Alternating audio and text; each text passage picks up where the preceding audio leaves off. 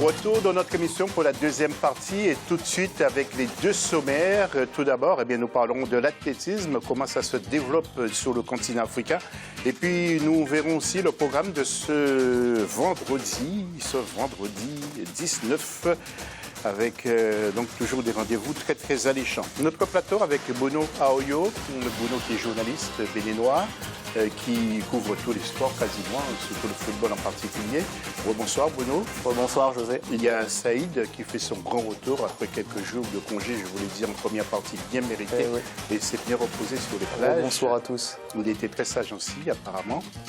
Et puis, Mohamed Traoré, qui lui, il va partir en vacances, mais qui est resté pendant le mois d'août pour nous aider. Donc, sur les antennes d'Africa 24. La question, les Africains sont-ils intouchables dans le fond et le demi-fond? Vous allez toujours sur nos réseaux sociaux, mais aussi jo2016@africa24tv.com. Nous allons évoquer le dossier de cette émission.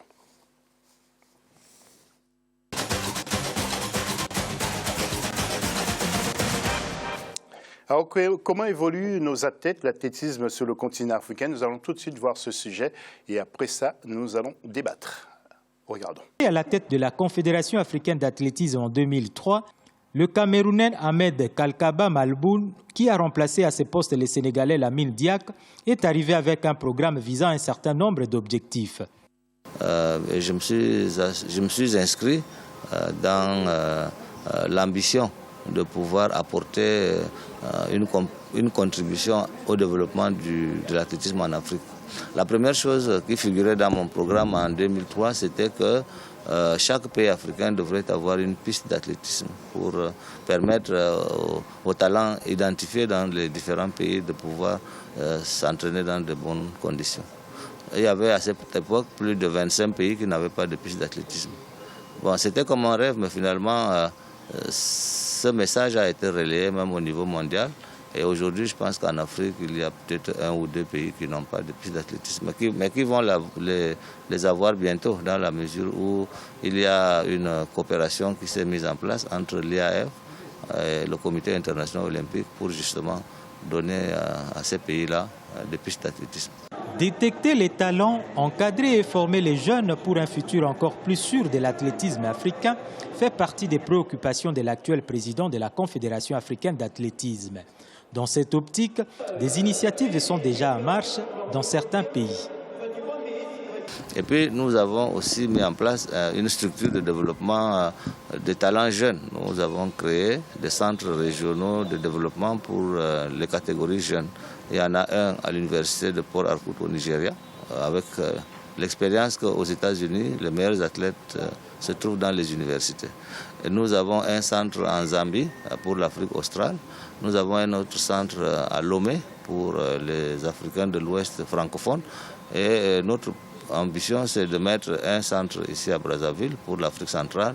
Il y en aura un aussi en Guinée équatoriale avec le soutien du président Obiangema que j'ai rencontré il y a quelque temps. Et nous identifions également les infrastructures nationales d'importance comme l'Académie royale du Maroc, l'Académie des sports d'Éthiopie à Addis Ababa. Et toutes ces structures vont être mobilisées pour permettre aux athlètes d'évoluer dans les meilleures conditions possibles. Voilà, donc avant de revenir sur ce sujet, tiens messieurs, une image. Je voudrais revenir sur les sifflets à l'encontre de Renaud Lavillenie, qui a l'air d'être assez fragile. Nous allons voir les images avec la remise, la remise des médailles. Et Lavillenie qui a sombré en larmes.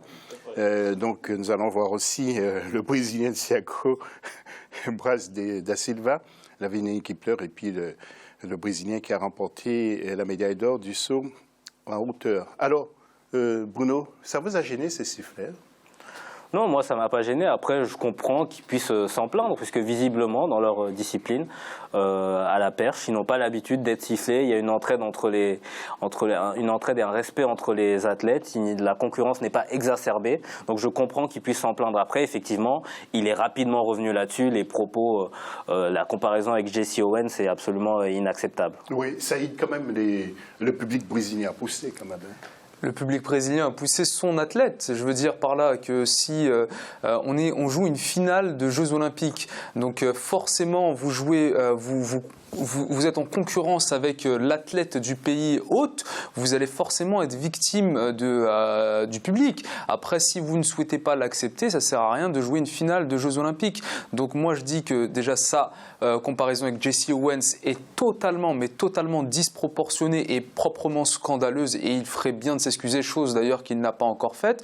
Et ne revenons pas non plus sur ses propos où il insulte clairement le public brésilien.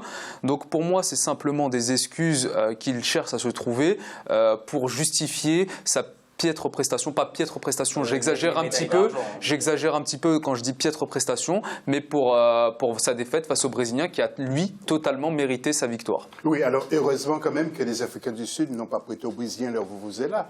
Non, pas du tout. Justement, les vuvuzelas ont été interdits.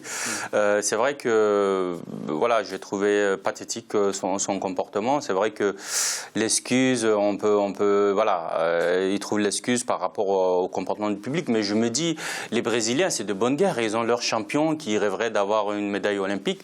Tous les moyens sont bons entre guillemets, pour déstabiliser le camp adverse et avoir une médaille. Mais au-delà de ça, ce sont ces déclarations aussi qui ont fait qui ont mis le feu aux poudres, parce que aujourd'hui les comparaisons à l'Allemagne nazie par exemple par rapport à des sifflets, je trouve ça disproportionné. Maintenant bon, après je pense qu'il est resté un bon Français, donc voilà, l'émotion était là pour pleurer et pour faire émouvoir les gens. À un moment, ça marche, mais ça ne marche pas toujours. Oui, Saïd, je voudrais vous demander, à travers l'athlétisme, le sujet que nous avons vu à l'instant, on voyait beaucoup de marathoniens marocains avant, c'était des stars, etc.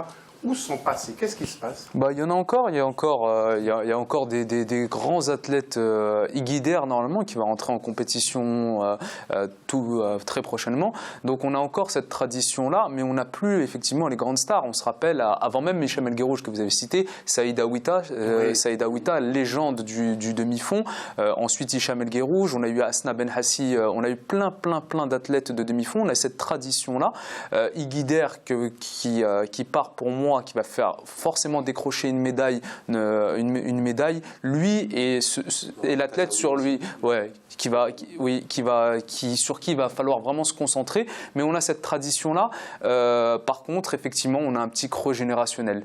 Là, il y a toujours ce travail de fond qui est mis en place à Ifran, dans les montagnes d'Ifran au Maroc, où il y a même des athlètes français, notamment Mehdi Bala à l'époque déjà, et encore aujourd'hui, qui vont s'entraîner au Maroc parce qu'on a ce savoir-faire-là.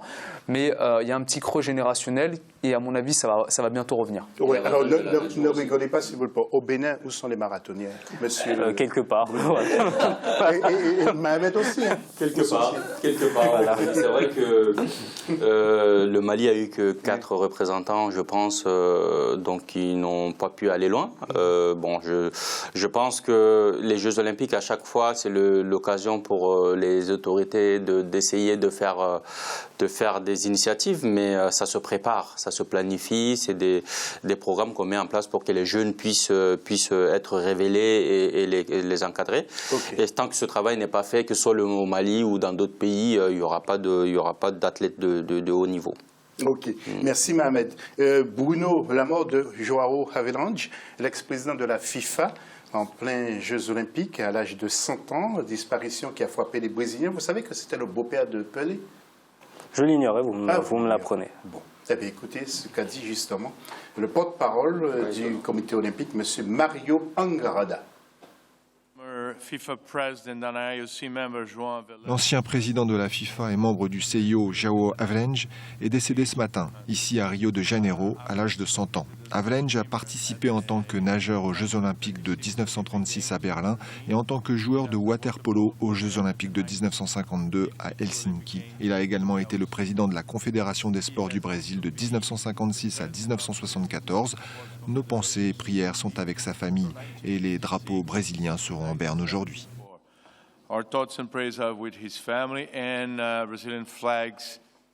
Voilà. Avant de retrouver Joseph-Antoine Bell, un petit mot sur João Havelange. Bon, on a beaucoup dit, il a suffi qu'il meure, qu'il disparaisse, qu'on écrive des choses sur lui, des mauvaises choses. Moi, je n'ai pas beaucoup apprécié. Oui, c'est clair que c'est un peu violent. Notamment, il y a l'ancien international anglais Gary Lineker qui s'est lâché un peu sur les réseaux sociaux. C'est dommage, mais bon, visiblement, il n'a pas laissé une bonne image aux sportifs qui l'ont eu sous son règne, entre guillemets, à la FIFA. En espérant que Sepp Blatter, quand même, quand il partira, qu'on aura un peu de respect quand même pour lui, hein, ou pour Issa Hayatou d'ailleurs, qu'on les respecte un peu. Vous souhaitez pas sa mort? Non, pas du tout. Mais ils partiront forcément un jour. C'est-à-dire que le jour où ils partiront, espérons quand même qu'il y ait un peu de respect, parce que bon, ils ont quand même essayé d'œuvrer pour le football et pour le sport en général. Oui, je suis d'accord avec Bruno. Même quelle que soit la personne, à partir du moment où cette personne-là est décédée, il faut faire preuve de retenue et éviter de tenir des propos aussi déplacés que cela, quelle que soit la personne d'ailleurs et quel que soit le mal qu'elle ait commis. Une fois qu'elle est décédée, voilà un peu de retenue et de mesure. Voilà, nous allons vous présenter une belle jeune fille. C'est la gymnaste américaine Simone Biles qui a reçu justement sa médaille. Vous regardez là, elle est très très contente après cette démonstration sur le tapis. Bruno, un petit mot?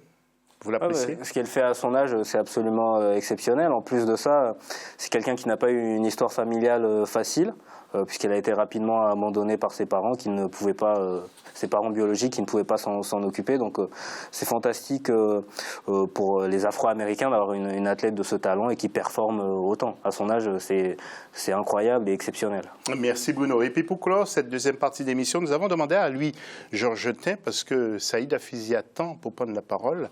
Et si ces jeux doivent aussi être l'expression de l'unité, est-il surpris aussi qu'il y ait toujours des personnes qui cherchent à diviser des populations? Lui, Georges Tin, nous répond. Nous ne sommes pas surpris. Nous avons déjà eu l'occasion cette année à 2 reprises de saisir le CSA concernant cette chaîne. Une fois, le directeur de la presse internationale présentait une carte de l'Afrique qui avait 3 erreurs. 3 erreurs en 1 minute. Il confrontait tous les pays en fait. Une autre fois, il présentait la carte de la France, les résultats électoraux et l'outre-mer n'était pas représenté. Je rappelle, il y a l'Hexagone et un certain nombre de territoires en dehors qui doivent être sur la carte. Et là aussi, le CSA nous avait donné raison, avait sanctionné la chaîne et je crois qu'il y a un problème de géographie dans l'esprit de ces gens, un problème de géographie et d'histoire. Et ça commence à bien faire. C'est pour cela que nous demandons une sanction exemplaire. Voilà. Saïd, hier, Jean-Paul Aouro disait effectivement que l'être humain, tous les êtres humains sont faits de la même manière. Pourquoi diviser?